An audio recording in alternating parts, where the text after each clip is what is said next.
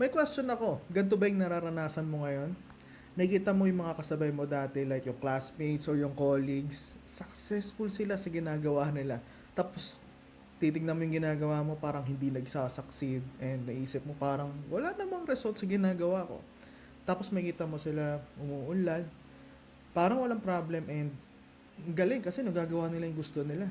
And then titignan mo yung sarili mo na ganun pa rin ginagawa, same place, tapos parang walang pinatutunguhan, unti na lang, mag-give up ka na sa ginagawa mo.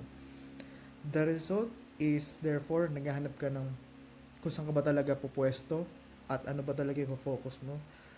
And then the result is that you feel lost kasi so far, inisip mo na parang hindi ka dapat nandyan sa kinilalagyan mo, pero you don't have a choice and you feel helpless and burned out.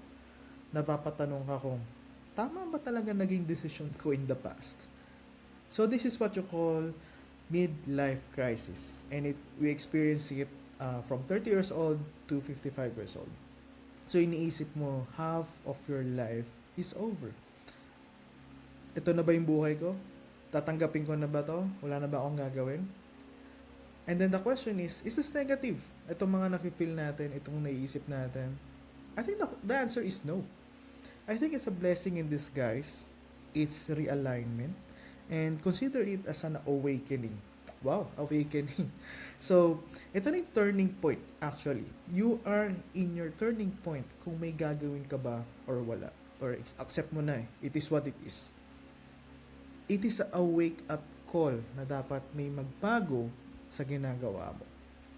So now, you left with a question, yes, I experienced it. So what now?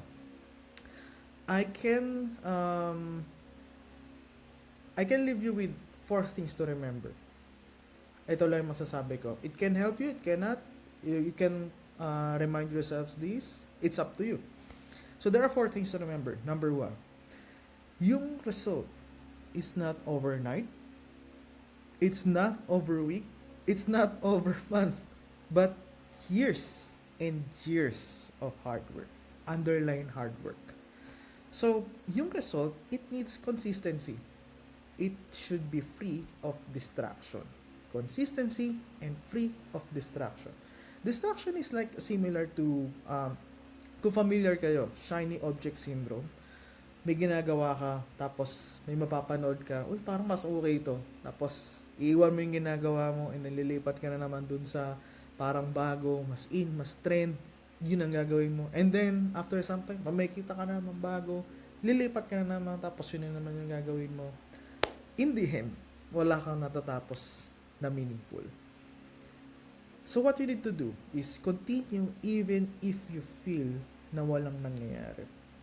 Continue even if you've experienced failures after failures. Underline the word continue. That's our keyword, continue. So, yung result, it's built with failures.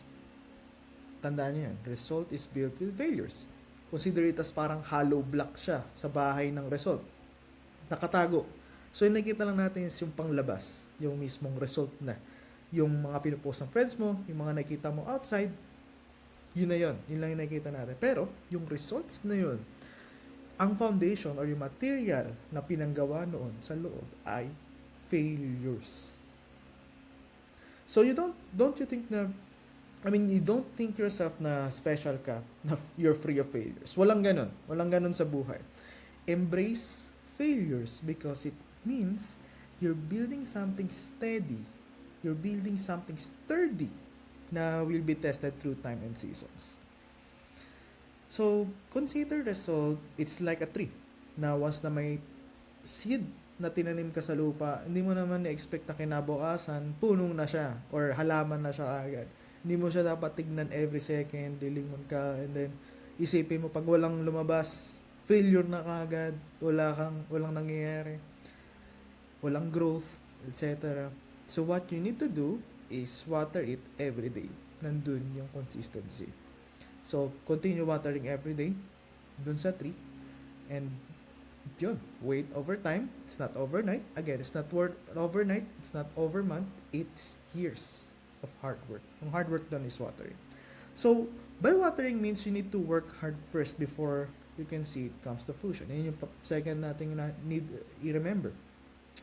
Working hard means doing the dirty work. Staying up late, going for the extra mile, being tired, or walang pahinga, walang kain, walang tulog, tapos nagwa-water ka pa rin, or you're doing the hard work. Because that's the only way of growing a tree, or yung result na hinahanap natin. Third, are you in the right place? Tama ba yung buto na tinanim mo? Tama ba yung lugar na tinanim mo? Maybe or maybe not. Hard work doesn't mean you enjoy it. If na-enjoy mo yung work mo, consider it as a bonus. So how do you know if you're enjoying something? Enjoying something is like you like to do every day, and you're not dreading or dragging your feet to work. Meaning, nasa-challenge ka. Na-excite ka for every little thing, or kahit anong movement pa yan, positive or negative, na-excite ka, nasa-challenge ka sa ginagawa mo. And most important is natutuwa ka sa learning. If may learning na bago sa ginagawa mo, tapos parang nagkaroon ng spark or natuwa ka, that means you enjoy it. Hindi kailangan tumatawa, hindi kailangan happy-happy lagi. Yung spark na yon, or yung fulfillment or yung enjoyment sa ginagawa mo, yun na yun. So, if may nangyaring positive, may nangyaring negative, may learning, natutuwa ka. And fourth, and last, yung setbacks are just temporary. Setbacks or failure. It's just an event. A singular event, very minuscule event sa buhay mo na di mo dapat kailangang i-focus. It is a single event at hindi siya nakakabit sa'yo forever. It doesn't define who you are, and it doesn't define of what you do. So, ang pinaka-important or yung question of the day is, after experience setback or failure, how to deal with it ang tanong. What are you going to do after that failure? Yun lang ang nagmamatter. Will you cry about it? Pwede naman. You feel dejected, you dispirited, okay naman. Or maghanap ulit ng ibang gagawin, it's up to you. Or, you will learn from it, move on, and strive, continue sa ginagawa mo. Di ba nga, sinabi natin yung result, it's consistency, it's continuing what you're doing even if you experience failures. So, I hope nakatulong to sa'yo. I leave you with verses from the Bible na hopefully makatulong sa'yo. So, Proverbs chapter 4, verse 25 to 26. Let your eyes look straight ahead, give careful thought to the paths of your feet, and be steadfast in all of your ways. It teaches us how to be consistent. Galatians 6, verse 9. Let us not grow weary in doing good, for at the proper time we will reap a harvest if we do not give up. Underline nyo ulit yun. We will reap a harvest, result of your hard work, if, encircle if, we do not give up. If you gave up, or if you give up halfway, di mo ma-experience yung harvest. And then Ecclesiastes chapter 3, verse 1 to 8, hindi ko nababasahin lahat. There is a season or time for everything. Yun lang ang sinasabi niya. May time for success, may time for lesson, not failure. Lesson. Lesson, consider lahat ng failure, lesson, and then lesson, i-apply mo siya. Importantly, doon sa ginagawa mo, and then, doon ka magsasucceed. And then lastly, and the most important of all, Psalms chapter 121, verse 1 to 2. Lift up your eyes. I lift up my eyes to the hills. Where does my help come from? My help comes from the Lord, the maker of heaven and earth.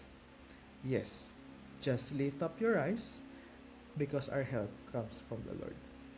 Alright, so hopefully nakatulong to sa'yo. And yeah, embrace midlife crisis and you'll go through it. I'm sure of it.